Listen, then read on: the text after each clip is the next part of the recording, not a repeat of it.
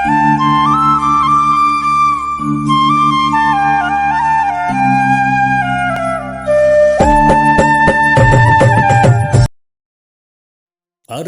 State, अरखा रियासत, ऊंचा हार राय बरेली, उत्तर प्रदेश, भारत। अरखा राय बरेली जिले की ऊंचा हार तहसील में स्थित ग्राम सभा है, जो कि अपनी राजधानी राय बरेली से लगभग 40 किलोमीटर दूर और उत्तर प्रदेश की राजधानी लखनऊ से लगभग 114 किलोमीटर दूर है।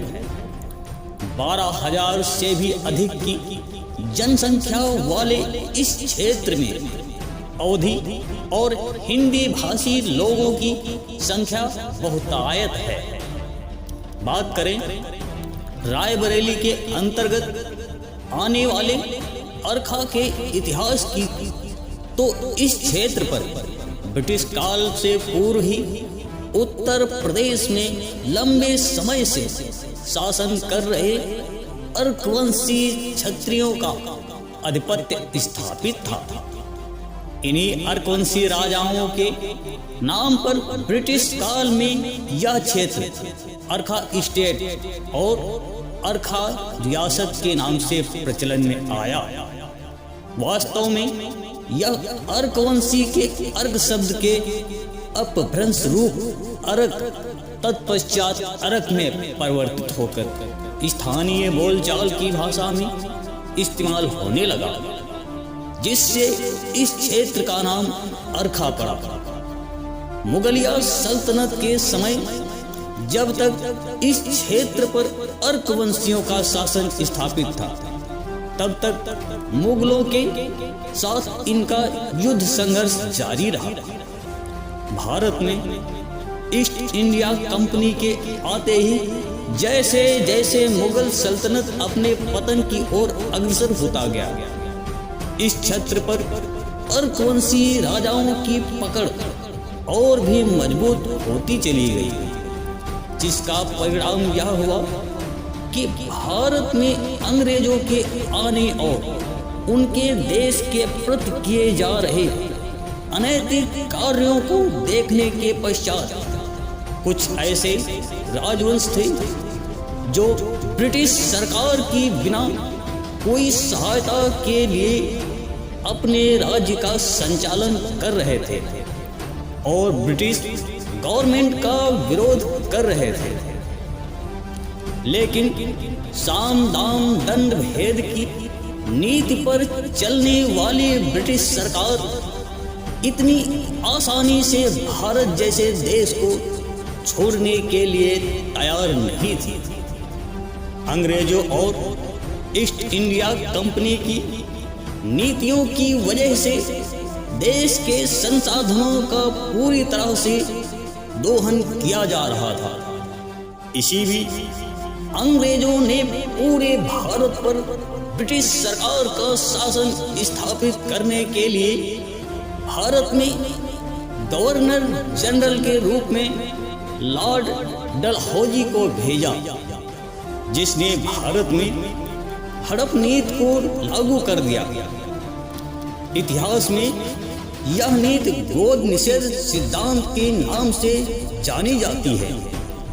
इस नीति के लागू होने से सिर्फ वही संतानहीन राजा उत्तराधिकारी के रूप में किसी को भी गोद ले सकता था, जो ब्रिटिश सरकार की अधीनता स्वीकार कर चुका हो।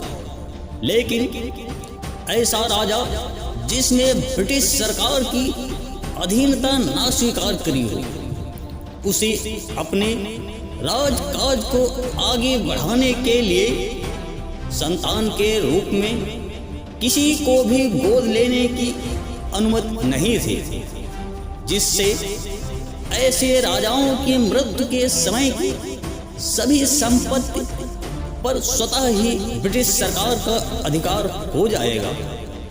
कुछ राजाओं ने ब्रिटिश सरकार की इस पक्षपाती और दोहरे नीति का खुलकर विरोध किया तो कुछ ने इस नीति का समर्थन भी किया, जिसके बाद इस क्षेत्र पर शासन कर रहे अर्कवंशी राजाओं ने भी इसका विरोध किया और ब्रिटिश गवर्नमेंट के खिलाफ युद्ध छेड़ दिया।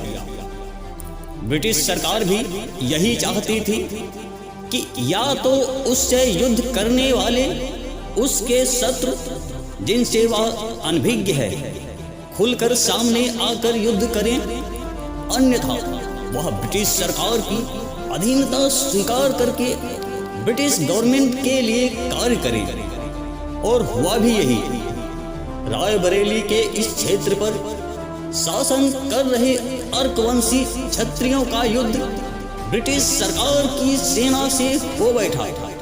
बंदूकों की गोलियों, तोप के गोलों के धमाके और तलवारों के टंकारों से सजे इस युद्ध में ब्रिटिश सेना की जीत हुई।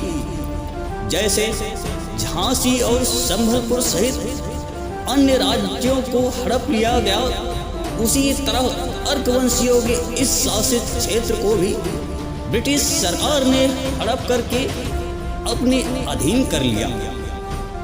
इन हड़पे हुए राज्यों प्रदेशों में ब्रिटिश सरकार ने जमींदारी प्रथा लागू कर दी, जिससे ऐसी भूमि पर काम करने वाले लोगों से राजस्व वसूल करने के लिए ब्रिटिश गवर्नमेंट ने तालुकेदारों को भी नियुक्त करना शुरू कर दिया।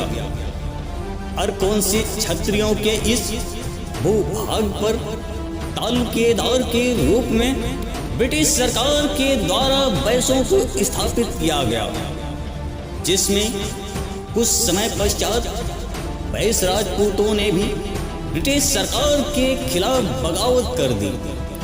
बैसों की बगावत को ब्रिटिश सेना ने कुचल डाला। ब्रिटिश सरकार के समय जमींदारी और तालुकेदारी प्रथा को खूब इस्तेमाल किया गया, जिसमें ऐसी भूमि पर काम करने वाले कृषकों को उस भूमि का नौकर माना जाता था और ब्रिटिश सरकार उस जमीन के स्वामी होती थी। इस तरह की भूमि पर काम करने के बदले में उन्हें कर देना आवश्यक होता था। ऐसा कर इसलिए लगाया गया था क्योंकि जिन्हें सिर्फ खेती करना है वह बदले में कर दें और खेती करें, न कि ज्यादा संख्या में एकत्र होकर ब्रिटिश सरकार के खिलाफ षड्यंत्र रचे। लेकिन भारत में ब्रिटिश सरकार के समाप्ति के साथ ही कृषक को उनके कामकाज करने वाली भूमि का उन्हें स्वामी बना दिया गया और देश में जमींदारी प्रथा को। हमारी वीडियो देखने के लिए आप सभी का हृदय से बहुत बहुत आभार। हम इसी तरह अपने क्षत्रिय समाज से जुड़ी हुई वीडियो आप सभी तक पहुंचाते रहेंगे। आप सभी से निवेदन है, अगर आपने अभी तक हमारे चैनल को सब्सक्राइब नहीं किया है तो कृपया इस चैनल को सब्सक्राइब कर लें एवं इस वीडियो को अपने समाज के प्रत्येक व्यक्ति तक अधिक से अधिक पहुंचाएं। आप सभी को बहुत बहुत धन्यवाद एवं हृदय से आभार। जय श्री राम, जय मां भवानी, जय क्षत्रिय राजपूताना।